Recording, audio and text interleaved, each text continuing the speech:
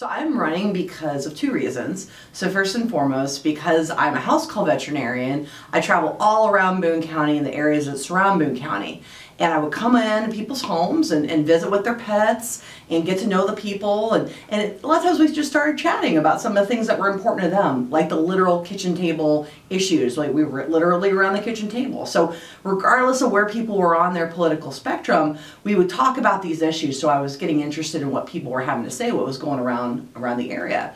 The second part of that is also I was one of the co-lead organizers for the Mid-Missouri March for Science back in 2017. And so one of the parts for the Missouri March for Science, just as well as for the national level, was also to say, hey, why aren't there more science-trained people like myself as a veterinarian with a master's degree in biology? Why aren't there more people like that in the state and national legislatures? So the two major issues with education is you've got K through 12 schools, and as you mentioned, we've got these issues where you've got schools closing, having to consolidate, have to go down to 4 days a week, and it's always been a perpetual problem that, especially at the beginning of the year and the beginning of the semester in January, you've got teachers who are just begging for just very simple supplies, magic markers, pencils, things like that. And so when the Republicans argue that the schools are fully funded, you have to kind of scratch your head about those kind of statements when they're saying they're fully funded when we're having all these cuts to education. And so on the K through 12 level, that's absolutely a problem. On the university level, the tuition keeps going up and up and up, and we're trying to balance that on the back of the students, while the wealthy 1% and the 1% of the 1% continue to get tax cuts, which keep draining the revenue out of our state's budget. And so we can't have fully funded education while we continue to give tax cuts to the 1%. So with the tax cuts, I am dubious that we're getting as much in terms of jobs as they're describing, because we're at very close to 100% unemployment, just by a few points. But wages are stagnating, so the narrative of us creating jobs, that may be true, but are we actually getting real jobs that pay people living wages that we can have good middle class lives? I would say no. And so I would say that the working class and the middle class are the ones who needs the tax cuts. It's not the wealthy 1% and the 1% of the 1%.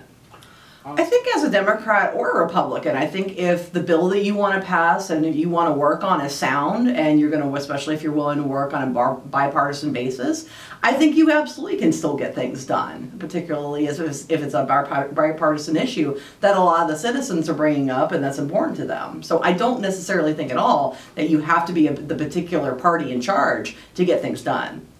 So CAFOs are set up in such a way, as far as how they're run, is that they want to have a maximum amount of animals that they can have at a location with a minimal amount of staff. And so that's done with a variety of ways, mostly keeping the animals very contained. All of this is tightly researched by the animal agricultural industry and how to do that. So this idea that they're going to be bringing in a ton of jobs is not true, because that would cut into their bottom line. So I, on the other hand, for the sake of the animals' health, being a veterinarian, as well as the sake of the people who live in the surrounding area in terms of water quality, soil quality, air quality for sure, because everyone notices that first, because nobody likes living next to a massive barn of confined pigs or cattle. That's going to be a big issue. So I instead would say we have one of the best areas in the country to do local, sustainable, grass-fed agriculture with things like cows and sheep, and I think we can expand upon that for better opportunities instead. So Representative Reich said she felt like the will of the people was spoken, which I would agree with that. But then again, she also touted several of the benefits in her perspective of right to work, which I call right to work for less money. And so I am dubious for the fact that it will not come up again.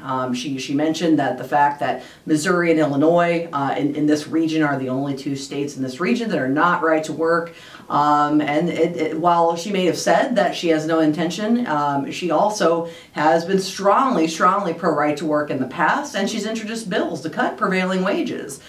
So that's not even a union issue. That's anybody in construction on public projects issue. So I'm really doubtful that it's just going to go away and everybody's going to act like it never happened. I'm really doubtful of that.